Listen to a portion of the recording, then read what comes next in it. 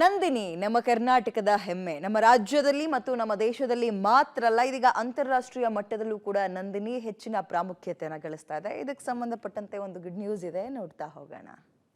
KMF ನಿಂದ ಮತ್ತೊಂದು ಮಹತ್ವದ ಹೆಜ್ಜೆ. ಎನರ್ಜಿ ಡ್ರಿಂಕ್ ಮಾರ್ಕೆಟ್ಗೂ ಕಾಲಿಟ್ಟ ಕೆಎಂಎಫ್ ಅಂತಾರಾಷ್ಟ್ರೀಯ ಮಟ್ಟದಲ್ಲೂ ಸದ್ದು ಮಾಡುವುದಕ್ಕೆ ಸಿದ್ಧ.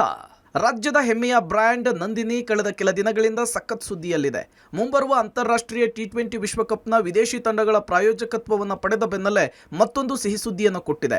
ಈ ಮೂಲಕ ತನ್ನ ಮಾರುಕಟ್ಟೆಯ ವ್ಯಾಪ್ತಿಯನ್ನ ಇನ್ನಷ್ಟು ವಿಸ್ತರಿಸುವ ಹೆಜ್ಜೆ ಇಟ್ಟಿದೆ. ಹೌದು, ಈ ಬಾರಿ ನಂದಿನಿ ಕಾಲಿಟ್ಟಿರೋದು ಎನರ್ಜಿ ಡ್ರಿಂಕ್ ಮಾರುಕಟ್ಟೆಗೆ. ನಂದಿನಿ ಹಾಲಿನ ಉಪ ಉತ್ಪನ್ನವಾದ ವೇ ಪೌಡರ್ ನಿಂದ ತಯಾರಿಸಿದ ಸ್ಪ್ಲಾಶ್ ಮತ್ತು ಬೌನ್ಸ್ ಎಂಬಂತಹ ಎರಡು ಪಾನೀಯಗಳನ್ನ ಪರಿಚಯಿಸಲಿದೆ. ಸ್ಪ್ಲಾಶ್ ಪಾನೀಯ ಹೆಚ್ಚಿನ ಪ್ರೋಟೀನ್ ಪ್ರಮಾಣವನ್ನು ಒಳಗೊಂಡಿರುತ್ತೆ. ಹಾಗೆ ಬೌನ್ಸ್ ಕಾರ್ಬೋನೇಟೆಡ್ ಪಾನೀಯವಾಗಿದೆ. ಕ್ರೀಡಾಪಟುಗಳು, ಜಿಮ್ಗೆ ಹೋಗುವವರು ಸೇರಿದಂತೆ ಎಲ್ಲಾ ವರ್ಗದವರು ಕೂಡ ಸೇವಿಸಬಹುದಾದ ಎನರ್ಜಿ ಡ್ರಿಂಕ್ಗಳನ್ನ 200 ml ಪ್ರಮಾಣದಲ್ಲಿ ಪೆಟಲ್ ಬಾಟಲ್ನಲ್ಲಿ ಮಾರುಕಟ್ಟೆಗೆ ಪರಿಚಯಿಸಲಿದೆ. ಈ ವರ್ಲ್ಡ್ ಕಪ್ ಸೀಸನ್ಗೆ ಎರಡು ಬಗೆಯ ತಂಪು ಪಾನೀಯಗಳನ್ನ ಲಾಂಚ್ ಮಾಡಲಿಕ್ಕೆ ನಾವು ಈಗಾಗಲೇ ಸಿದ್ಧತೆಯನ್ನು ಮಾಡ್ಕೊಂಡಿದ್ದೀವಿ.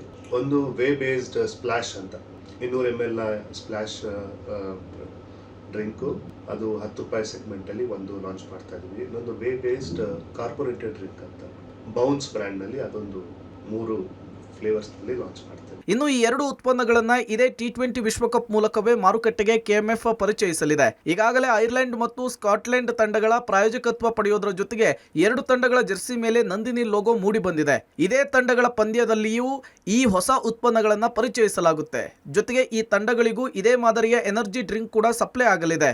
ಈ ಮೂಲಕ ಭಾರತದ ಮಾರುಕಟ್ಟೆ ಸೇರಿದಂತೆ ಅಂತಾರಾಷ್ಟ್ರೀಯ ಮಾರುಕಟ್ಟೆಗೂ ಕೂಡ ಹೊಸ ಉತ್ಪನ್ನಗಳು ಲಗ್ಗೆ ಇಡ್ತಾ ಇದೆ. ಒಟ್ಟಾರೆ ಈಗಾಗಲೇ ದೇಶ ಸೇರಿದಂತೆ ಅಂತಾರಾಷ್ಟ್ರೀಯ ಮಾರುಕಟ್ಟೆಯಲ್ಲಿ ಎನರ್ಜಿ ಡ್ರಿಂಕ್ ಹೆಸರಿನಲ್ಲಿ ಅನೇಕ ಪ್ರಾಡಕ್ಟ್ಗಳು ಜನರಿಗೆ ಕೆಮಿಕಲ್ ಯುಕ್ತ ಪಾನೀಯವನ್ನ ಕುಡಿಸ್ತಾ ಇವೆ. ಈ ಮಧ್ಯೆ ಎಂಟ್ರಿ ಕೊಡ್ತಾ ಇರುವಂತಹ ನಮ್ಮ ನಂದಿನಿ ಇವುಗಳ ಮಧ್ಯೆ ಯಶಸ್ಸನ್ನು ಸಾಧಿಸಲಿ ಅಂತ ಹೇಳಿ ಆಶಿಸೋಣ. Raghu Mariswamy, metro bureau, public TV, Bengaluru.